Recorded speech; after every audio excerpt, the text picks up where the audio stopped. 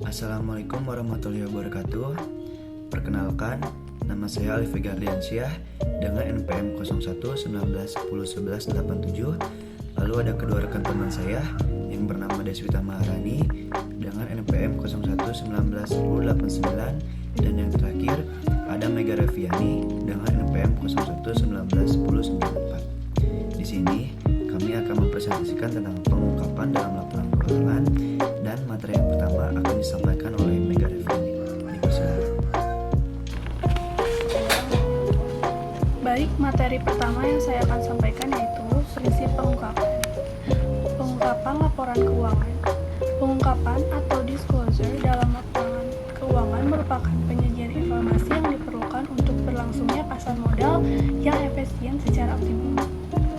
Banyaknya informasi yang diungkap tidak hanya tergantung pada keahlian pembaca, tetapi juga standar yang dianggap cukup.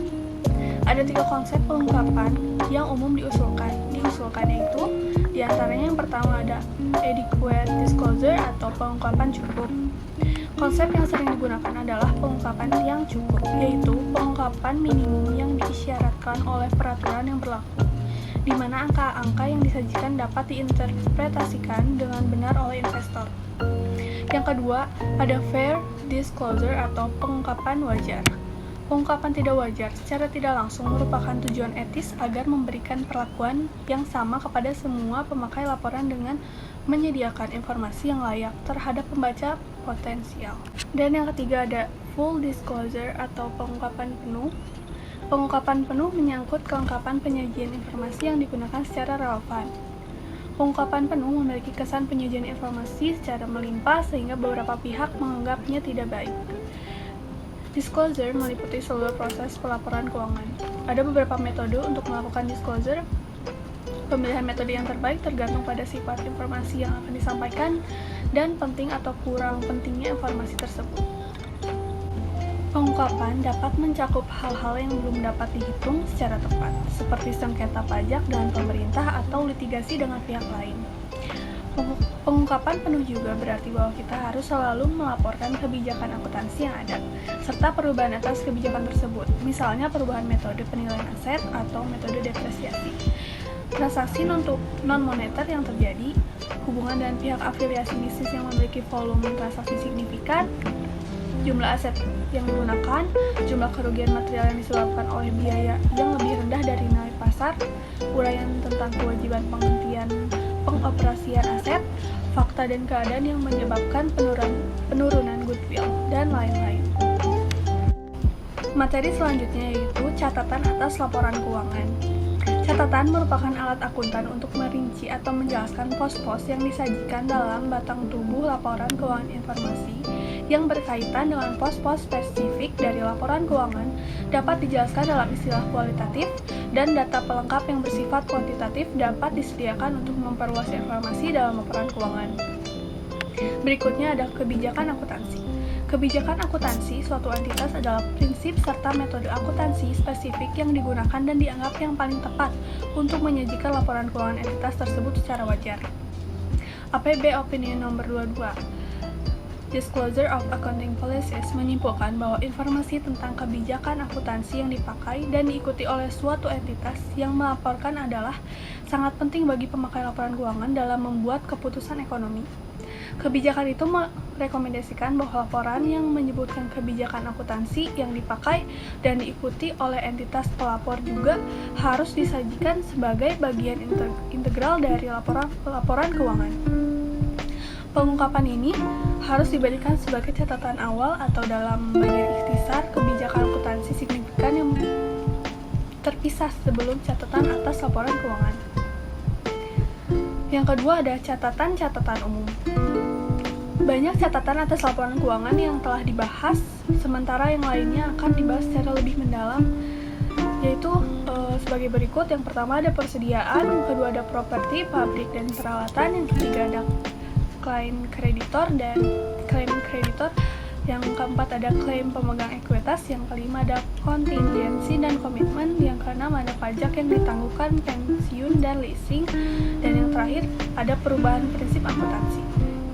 Materi selanjutnya akan dibacakan oleh Deswita. Materi selanjutnya selanjutnya yaitu tentang masalah pengungkapan. Beberapa masalah pengungkapan tambahan signifikan.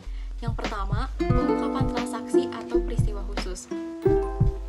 Transaksi pihak yang terkait terjadi apabila suatu perusahaan melakukan transaksi di mana salah satu pihak yang melakukan transaksi itu mempunyai atau di mana pihak yang tidak terlibat dalam transaksi pihak lainnya secara signifikan, atau di mana pihak yang tidak terlibat dalam transaksi mempunyai kemampuan untuk mempengaruhi kebijakan kedua pihak yang melakukan transaksi.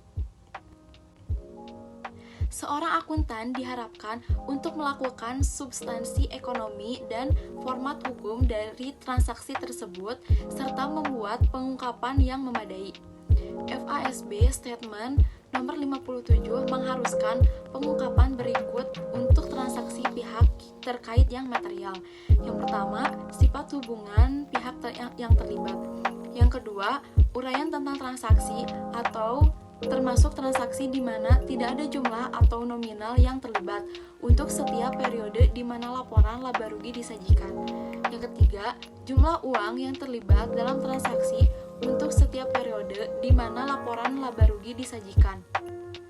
Yang terakhir, jumlah yang terhutang dari atau kepada pihak terkait pada setiap tanggal neraca yang disajikan. Kesalahan atau error didefinisikan sebagai kesalahan yang tidak disengaja, sedangkan ketidakwajaran atau irregularities adalah distorsi laporan keuangan yang disengaja. Tindakan melawan hukum mencakup hal-hal seperti kontribusi politik yang ilegal, praktek suap, pemberian komisi, serta pelanggaran hukum dan peraturan lainnya. Yang kedua, ada peristiwa setelah tanggal neraca atau peristiwa kemudian. Catatan atas laporan keuangan harus menjelaskan setiap peristiwa keuangan yang signifikan yang terjadi setelah tanggal neraca formal. Tetapi, sebelum laporan keuangan diterbitkan, peristiwa ini sering disebut sebagai peristiwa setelah tanggal neraca atau post balance sheet events. Peristiwa kemudian hingga tanggal neraca atau secara singkat peristiwa kemudian. Periode peristiwa kemudian dapat disajikan dengan diagram waktu yang ditunjukkan. Yang ketiga, pelaporan untuk perusahaan yang terdiversifikasi. Dalam beberapa dekade terakhir, banyak perusahaan bisnis cenderung mendiversifikasikan operasi mereka. Sebagai akibat dari usaha diversifikasi tersebut, investor dan analisi investasi telah mencari lebih khusus. Mereka menghendaki laporan laba rugi, neraca, dan informasi arus kas untuk masing-masing segmen yang membentuk total angka laba perusahaan. Perusahaan selalu ragu untuk mengungkapkan data segmental karena alasan-alasan sebagai berikut.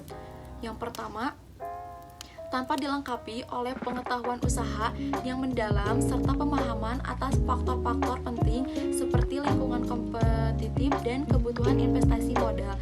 Yang kedua, mungkin merugikan perusahaan pelapor.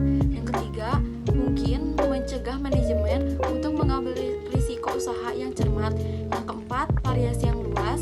Yang kelima, investor melakukan investasi pada perusahaan secara keseluruhan. Yang keenam, beberapa masalah teknis tertentu.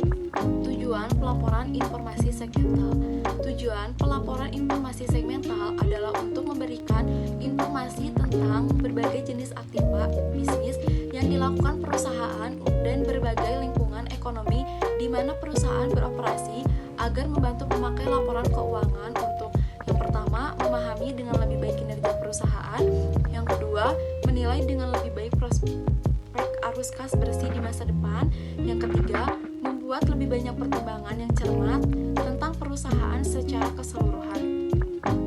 Yang keempat, ada pelaporan interim. Laporan interim adalah laporan yang mencakup periode kurang dari setahun. Pengecualian yang dapat diterima dalam periode pelaporan interim. Yang pertama, perusahaan dapat menggunakan metode laba kotor untuk penataan harga persediaan interim. Yang kedua, jika persediaan LIPO dilikuidasi pada tanggal interim dan diperkirakan akan diganti kembali sebelum akhir tahun, maka harga pokok penjualan harus mencakup biaya penggantian dasar LIPO yang dilikuidasi dan tidak mempengaruhi likuidasi interim. Yang ketiga, Penurunan harga pasar persediaan tidak dapat ditangguhkan setelah periode interim, kecuali dianggap bersifat sementara dan tidak ada kerugian yang diperkirakan untuk tahun fiskal tersebut. Yang keempat, varians yang direncanakan menurut sistem biaya standar yang diperkirakan akan diserap sampai akhir tahun biasanya harus ditangguhkan. Masalah unik dari pelaporan interim. Masalah unik dari pelaporan interim. Masalah unik dari pelaporan interim yang berkembang yaitu berkaitan dengan pos-pos sebagai berikut. Yang pertama, biaya iklan dan biaya sejenisnya. Yang kedua, beban yang akan disesuaikan pada akhir tahun. Yang ketiga, pajak penghasilan. Yang keempat, pos-pos luar biasa. Yang kelima, laba persaham atau EPS. Dan yang terakhir ada faktor musiman. Laporan auditor dan laporan manajemen. Yang pertama, laporan auditor. Jika auditor merasa yakin bahwa laporan keuangan telah menyajikan posisi keuangan, hasil operasi dan arus kas secara wajar sesuai dengan prinsip-prinsip akuntansi yang berlaku umum, maka terdapat wajar tanpa pengecualian akan diberikan. Dalam menyiapkan laporan tersebut, auditor harus mengikuti standar-standar pelaporan sebagai berikut. Yang pertama, menyatakan sesuai dengan prinsip yang berlaku. Yang kedua, harus mengidentifikasi situasi di mana prinsip-prinsip semacam itu tidak dianus secara konsisten. Yang ketiga, pengungkapan informatif. Yang terakhir, harus mencakup suatu pernyataan pendapat tentang laporan keuangan secara keseluruhan. Yang kedua, ada laporan manajemen. Pertama, pembahasan dan analisis manajemen. Bagian pembahasan dan analisis manajemen mencakup 3 aspek keuangan dari bisnis perusahaan, likuiditas, sumber daya modal, dan hasil operasi.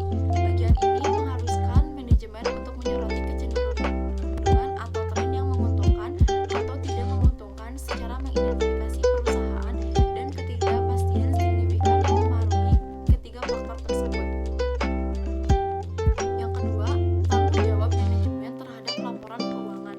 SEC telah mempertimbangkan untuk mengharuskan perusahaan membuat laporan tentang tanggung jawab manajemen, termasuk tanggung jawabnya atas dan penilaian atas sistem pengendalian internal. Beberapa perusahaan telah menyajikan jenis informasi ini, walaupun persyaratan SEC akan bersifat lebih rinci tentang prosedur pengendalian internal yang digunakan dan efektivitasnya. Baik, materi selanjutnya akan disampaikan oleh rekan saya yaitu Alif. Baik, untuk materi selanjutnya ada masalah pelaporan yang dihadapi saat ini. Ada beberapa masalah pelaporan yang dihadapi saat ini, yaitu yang pertama ada pelaporan tentang peramalan dan proyeksi keuangan. Dalam tahun-tahun terakhir ini, tuntutan masyarakat investor akan informasi yang lebih banyak dan baik berfokus pada pengungkapan ekspektasi perusahaan di masa depan. Pengungkapan tersebut mengambil salah satu dari dua bentuk. Yang pertama ada peramalan keuangan, yaitu satu set laporan keuangan prospektif yang menyajikan perkiraan posisi keuangan, hasil operasi, dan arus kas entitas sesuai dengan pengetahuan serta keyakinan terbaik dari pihak bertanggung jawab dan atas laporan keuangan tersebut. Lalu yang kedua ada proyeksi keuangan, yaitu laporan keuangan prospektif yang menyajikan perkiraan posisi keuangan, hasil operasi, dan arus kas entitas dengan satu atau lebih asumsi hipotetis sesuai dengan pengetahuan serta keyakinan terbaik dari pihak yang bertanggung jawab atas laporan keuangan tersebut. Dan argumen-argumen yang mendukung penerbitan peramalan. Yang pertama, ada kepuasan investasi berdasarkan ekspektasi atau harapan di masa depan, karena informasi tentang masa depan memudahkan pengambilan keputusan yang lebih baik. Dan yang kedua, ada peramalan sudah diedarkan secara informal tapi tak terkendali. Dan yang ketiga, situasinya kini berubah dengan cepat. Lalu argumen-argumen yang menolak penerbitan peramalan. Yang pertama, tidak seorang pun yang dapat mengetahui masa depan. Dan yang kedua, organisasi hanya akan berusaha untuk memenuhi peramalan yang telah diterbitkannya. Dan yang ketiga, jika peramalan terbukti tidak akurat, maka akan muncul berbagai tuduhan dan mungkin tindakan hukum. Dan yang keempat, ada pengungkapan peramalan akan merugikan organisasi karena memberikan informasi tidak hanya kepada investor tetapi juga kepada para pesaing atau asing dan lokal. Lalu yang kedua, dari masalah pelaporan yang dihadapi saat ini ada kecurangan pelaporan keuangan. Kecurangan pelaporan keuangan didefinisikan sebagai tindakan disengaja atau lalai, berupa tindakan atau peniadaan yang menghasilkan laporan keuangan yang menyesatkan secara material. Kecurangan pelaporan dapat melibatkan distorsi kasar dan disengaja atas catatan korporat atau misaplikasi prinsip akuntansi. Kecurangan pelaporan keuangan biasanya terjadi karena kondisi yang ada dalam lingkungan internal maupun eksternal. Insentif umum atas terjadinya kecurangan pelaporan keuangan adalah keinginan untuk mencapai harga saham yang lebih tinggi atau penawaran hutang untuk menghindari default atas akad pinjaman, atau untuk memperoleh keuntungan pribadi tertentu, misalkan kompensasi tambahan operasi, tekanan situasional terhadap perusahaan atau pribadi manajer juga mungkin menyebabkan kecurangan pelaporan keuangan. Contoh-contohnya mencakup: yang pertama, penurunan yang mendadak atas pendapatan atau pangsa pasar; yang kedua, tekanan anggaran yang tidak realistis; dan yang ketiga, tekanan keuangan yang berasal dari rencana bonus. Peluang untuk membuat pelaporan keuangan yang curang timbul dalam situasi di mana kecurangan tersebut mudah dilakukan dan upaya deteksi sulit dilaksanakan.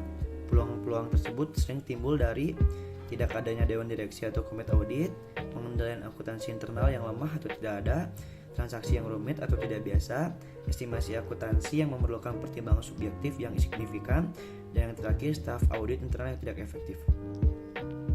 Kesimpulannya adalah prinsip pengungkapan mengharuskan pelaporan keuangan menyebutkan setiap fakta keuangan yang cukup signifikan untuk mempengaruhi pertimbangan setiap fakta keuangan yang cukup signifikan.